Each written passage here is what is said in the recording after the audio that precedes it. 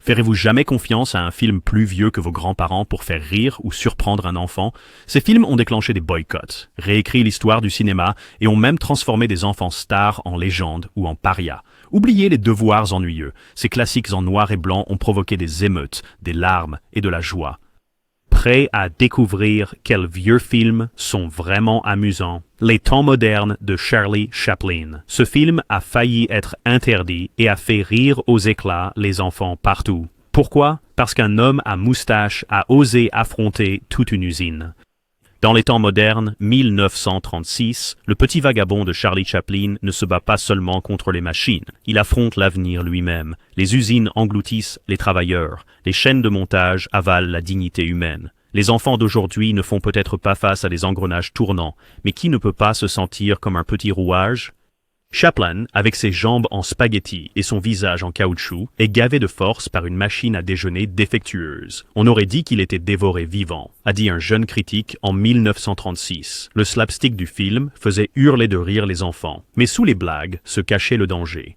Le film de Chaplin se moquait de l'Amérique industrielle pendant la Grande Dépression. Les politiciens grognaient, les studios s'inquiétaient. Dans certaines villes, les censeurs ont essayé de couper des scènes entières, craignant que les enfants ne se rebellent contre les corvées. Et pourtant, les temps modernes n'a fait que rendre Chaplin plus célèbre.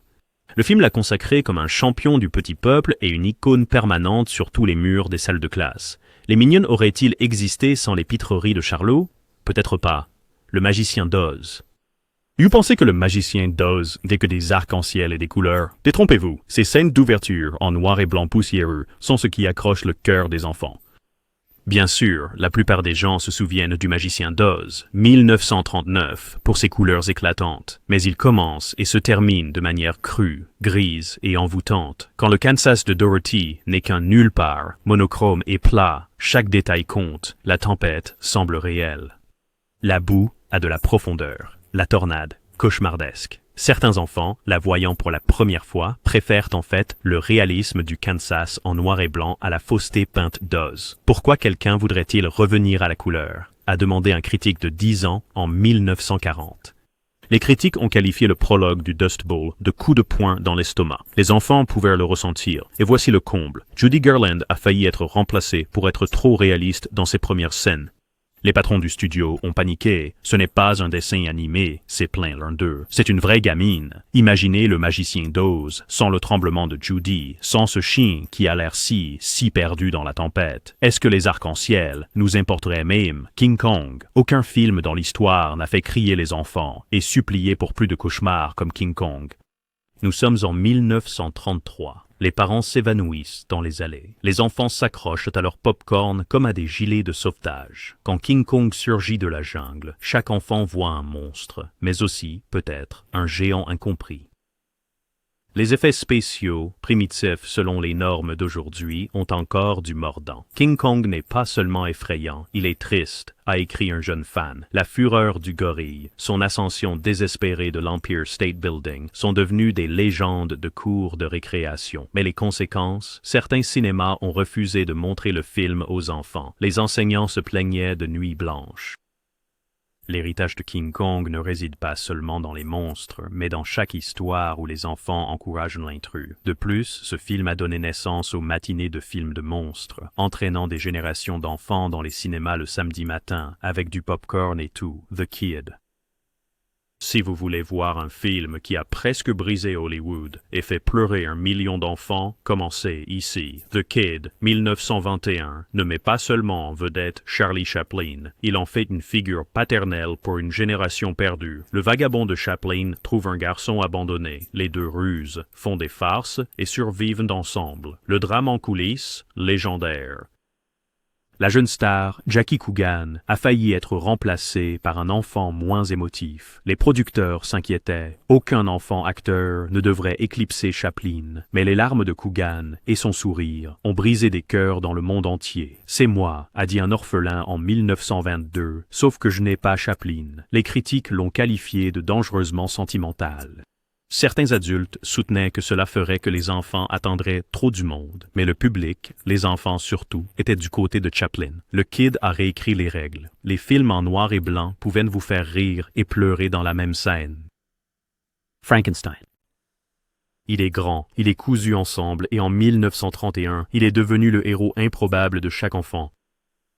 Oubliez vos cauchemars. Frankenstein n'est pas seulement de l'horreur, c'est du chagrin. Le monstre de Boris Karloff déambule à l'écran, perdu et confus. Les enfants ne criaient pas seulement, ils pleuraient pour lui. Pourquoi tout le monde est-il si méchant avec lui? Demandèrent les jeunes spectateurs, renversant le scénario des peurs des adultes. Dans les coulisses, le studio paniquait. Devons-nous vraiment montrer cela aux enfants? Disait un mémo. Mais les enfants affluaient quand même au cinéma, traînant leurs parents pour une deuxième et une troisième séance. La conséquence, Frankenstein est devenu la première machine à produits dérivée de films d'horreur. Masques de monstres, jouets, bandes dessinées. L'idée qu'un méchant puisse être la chose la plus adorable à l'écran a changé le cinéma pour toujours. L'horreur est devenue adaptée aux enfants, ne serait-ce que pour un moment. L'homme invisible, un film sur un scientifique fou, et les enfants partout riaient aux éclats. Dans L'Homme invisible de 1933, Claude Rains disparaît et le chaos éclate. Au lieu de se cacher dans l'ombre, il fait des farces, braque des banques et sème la pagaille de manière hilarante. Les critiques l'ont qualifié de trop anarchique pour les enfants, mais cela n'a fait qu'augmenter leur envie de le voir. Les gags invisibles, les pantalons flottants, les farces sans tête ont inspiré des blagues dans la cour de récréation et des expériences après l'école. J'aimerais être invisible et éviter l'algèbre, a écrit un adolescent. Le résultat, le film a engendré des suites, des émissions de radio et a même inspiré des super-héros de bande dessinée, comme la femme invisible des Quatre Fantastiques. Les parents ont grogné, mais les enfants n'ont jamais oublié. L'invisibilité est pour les bêtises, pas pour le mal. La soupe au canard. Ce film était tellement absurde qu'il a failli être interdit en Italie pour s'être moqué des dirigeants et a fait rire les enfants partout jusqu'à ce qu'ils reniflent. Dirk Soup, 1933, est de l'anarchie pure. Les Marx Brothers, Groucho, Harpo, Chico et Zeppo se moquent de la guerre, de la politique et des règles des adultes. La scène du miroir où Harpo prétend être le reflet de Groucho a été qualifiée des 2 minutes les plus drôles jamais filmées. Mais derrière la folie, les studios craignaient la controverse. Si les enfants voient ça, respecteront-ils les enseignants? Demanda un censeur. En fait, le film a été interdit dans l'Italie fasciste et en Espagne pour avoir corrompu la jeunesse. Au final, la seule chose qui l'a corrompu était l'ennui. Les enfants mémorisèrent les blagues. J'ai bien envie de rejoindre un club et de te frapper avec, plaisante Groucho. La soupe au canard montrait aux enfants que les adultes n'ont pas toujours raison et que le rire est la meilleure révolution. Les aventures de Robin des Bois. Pensez-vous que Robin des Bois n'existe qu'en couleur? Détrompez-vous, les enfants sont d'abord tombés sous le charme du hors-la-loi en pur noir et blanc classique. Avant les collants en technicolor d'Errol Flynn, les aventures de Robin des Bois vivaient comme une série en noir et blanc. Dans les années 1930, les enfants remplissaient les cinémas pour voir Robin voler aux riches, déjouer les gardes et se balancer d'arbre en arbre, souvent interprété par Douglas Fairbanks à l'époque du cinéma muet. Les cascades étaient réelles, les flèches parfois dangereuses. La popularité folle du film a fait de Robin des Bois le modèle d'aventure, façonnant les histoires de super-héros pendant des décennies. De plus, la rébellion de Robin des Bois contre les dirigeants injustes a donné à chaque enfant la permission de rêver de justice et de malice. Les enseignants se plaignaient. Maintenant, ils veulent tous être des bandits. Abbott et Costello contre Frankenstein. Vous pensez que les monstres font peur? Pas quand 2 comédiens maladroits transforment chaque cimetière en blague. En 1948, l'horreur était devenue fade. Entraient Abbott et Costello, des comédiens qui ne pouvaient rien prendre au sérieux. Dans Abbott et Costello Meet Frankenstein, ils tombent sur Dracula, le loup-garou et le monstre de Frankenstein, transformant les cris en rire. Les critiques ont hurlé « C'est la mort de l'horreur », tonna un critique à l'ancienne. Les enfants, cependant, n'en avaient jamais assez. Soudain, les monstres étaient simplement incompris et très très drôles. Le succès a changé à la fois la comédie et l'horreur. Les studios se sont précipités pour créer plus de mélanges de monstres, mais aucun n'a eu le même impact. Même aujourd'hui, le mélange de frissons et de rires fait de ce film un favori d'Halloween. Un critique l'a bien résumé. Les monstres n'ont jamais eu la vie aussi dure. Un voyage dans la lune. Bien avant Star Wars, un film français muet a envoyé les enfants dans l'espace. Pas de CGI, juste une imagination débordante. Le voyage dans la lune de Georges Méliès, 1902, n'a pas seulement prédit l'alunissage, il a fait l'a rendu amusant. Les enfants ont écarquillé les yeux devant le visage grognon de la lune, la fusée en papier mâché et les extraterrestres sauvages. Dans les coulisses, Méliès, à la fois magicien et inventeur, a construit chaque accessoire lui-même. « Je veux que les enfants rêvent », a-t-il déclaré, et ils l'ont fait.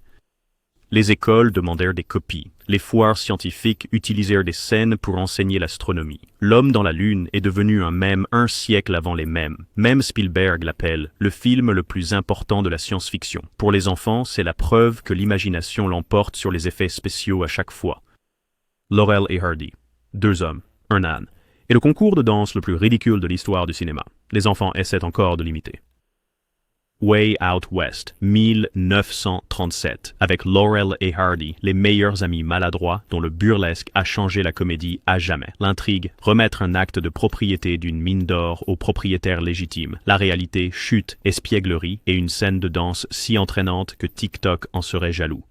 Les enfants étaient déchaînés. « Je ne peux pas m'arrêter de rire quand il tombe dans la rivière », a dit un jeune fan. Le mélange de musique, de chaos et d'amitié sincère du film a prouvé qu'on n'a pas besoin de super-héros pour vivre une aventure épique, juste de la malchance et du bon timing. Les studios ont essayé de reproduire la formule pendant des décennies, mais rien ne vaut l'original. Laurel et Hardy ont transformé l'échec en or comique. Le voleur de Bagdad. Avant Harry Potter, les enfants étaient fascinés par les tapis volants et les méchants métamorphes en noir et blanc muets. Le voleur de Bagdad, 1924, n'est pas seulement de la fantaisie, c'est un pur spectacle. Douglas Fairbanks saute de toit en toit, combat des monstres géants et invoque la magie avec un budget limité. Les effets spéciaux, tous faits à la main. Les potins en coulisses disent que Fairbanks a failli se casser la jambe en faisant ses propres cascades. Il a risqué sa vie pour que les enfants croient en la magie, se souvenait un membre de l'équipe. Le résultat, un succès au box-office. Le film a redéfini le fantastique, inspirant des générations de cinéastes. C'était comme vivre à l'intérieur d'un rêve, a écrit un enfant. Pas étonnant que Disney ait copié la moitié de ses astuces pour Aladdin. C'est une vie merveilleuse. Devenu un incontournable des fêtes, ce film a failli être enterré pour être trop sombre. Mais les enfants voyaient de l'espoir là où les adultes voyaient de la misère. La vie est belle de Frank Capra, 1946, commence par le désespoir. George Bailey, prêt à sauter d'un pont. Pas vraiment amusant pour tous les âges, n'est-ce pas? Mais les enfants ont vu quelque chose que les adultes ont manqué, la magie des secondes chances. Les dirigeants du studio le détestaient. « Ça va déprimer tout le monde », disait-il. Le public n'était pas d'accord. Avec le temps, les enfants ont grandi en citant Clarence l'ange. Chaque fois qu'une cloche sonne, un ange reçoit ses ailes. En coulisses, la neige était faite de flocons de maïs peints en blanc. Les acteurs glissaient sans cesse. Aujourd'hui, l'obscurité du film rend son happy end plus lumineux. Il a appris aux enfants que même le pire jour peut devenir merveilleux et l'annulation presque certaine du film. La preuve que certains classiques sont sauvés par pure obstination. Les petites canailles. Notre bande. Pas d'adultes, pas de règles. Juste du chaos pur. Des enfants qui font des films pour des enfants. Les courts-métrages des petites canailles étaient un éclair dans une bouteille. Dans les années 1920 et 30, ces petits farceurs se déchaînaient. Ils construisaient des caisses à savon, déjouaient les brutes et prononcèrent des répliques encore citées dans les cours de récréation. Oh, tay! En coulisses, cependant, les choses devenaient compliquées. Leur jeune casting a fait face à des difficultés réelles et leurs espiègleries sur le plateau ont parfois dégénéré. Essayer de gérer 15 enfants surexcités devant une caméra, plaisantait un réalisateur. Les studios paniquaient à propos des mauvaises influences, mais les enfants s'en fichaient. Le résultat, ces comédies ont inspiré tous les films, les enfants contre les adultes, qui ont suivi. De Maman, J'ai raté l'avion à les Goonies, et Chaque tarte à la crème, toujours un succès auprès du public. 12 hommes en colère. 12 hommes, une pièce, et le destin d'un enfant en jeu. Ce film transforme la parole en pur suspense. 12 hommes en colère, 1957, n'est pas rempli d'action, mais il est tendu à vous tenir en haleine. L'intrigue, la vie d'un garçon et un jury dans une salle étouffante. Quel est le secret? Les enfants voient des adultes se disputer, douter et finalement changer d'avis. Henry Fonda mène une distribution de légende. Nous avons commencé avec une pièce fermée et terminé avec un esprit ouvert, plaisant à Fonda. L'impact du film, le professeur d'éducation civique l'utilise encore aujourd'hui. Cela a changé la façon dont Hollywood écrivait sur la justice et a prouvé qu'un film sans course-poursuite pouvait faire battre les cœurs. Une nuit de folie, 1964. Que se passe-t-il quand le plus grand groupe du monde se comporte comme des enfants trop grands pendant 90 minutes? Une anarchie pure en noir et blanc. Les Beatles ne jouent pas, ils sont simplement, s'est extasié un critique. Tourné en noir et blanc pour la rapidité et le budget, A Hard Day's Night capture les Fab Four esquivant les fans, faisant des blagues et courant à travers les gares comme des adolescents farceurs. Le grand-père très propre de Paul s'attire plus d'ennui que le groupe. Our Salad and Rings. Les enfants adorent le rythme, les scènes s'enchaînent, les blagues font mouche, et les chansons Can't Buy Me Love, I Should Have Known Better vous donnent envie de danser sur les meubles. Le réalisateur Richard Lester a laissé les Beatles improviser. Ils étaient comme 4 chiots, a-t-il dit. L'énergie débordante est contagieuse. Les critiques l'ont qualifié de Citizen Kane, des comédies musicales jukebox.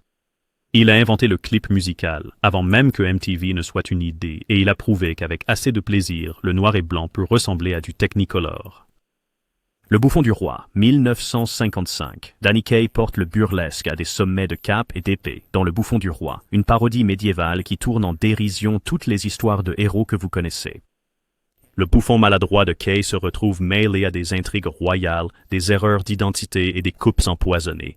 La scène du vire-langue, la pastille avec le poison et dans le récipient avec le pilon, est devenue légendaire pour sa rapidité et son hilarité. Les enfants sont stupéfaits par le visage élastique de Kaye et ses chutes. Les adultes s'émerveillent du jeu de mots. À l'époque, les critiques l'ont rejeté comme étant trop loufoque. Maintenant, c'est un film culte. Le rythme rapide du film, ses costumes extravagants et ses blagues sans retenue ont influencé tout, de Monty Python à Shrek. Et si vous pensez que la parodie de cap et d'épée a été inventée dans les années 2000, détrompez-vous. Selon les mots d'un critique, aucun enfant n'oublie jamais Danny Kaye repoussant une douzaine de chevaliers avec juste un plumeau et une chanson idiote. Linker War, you rare Mawater Cranes.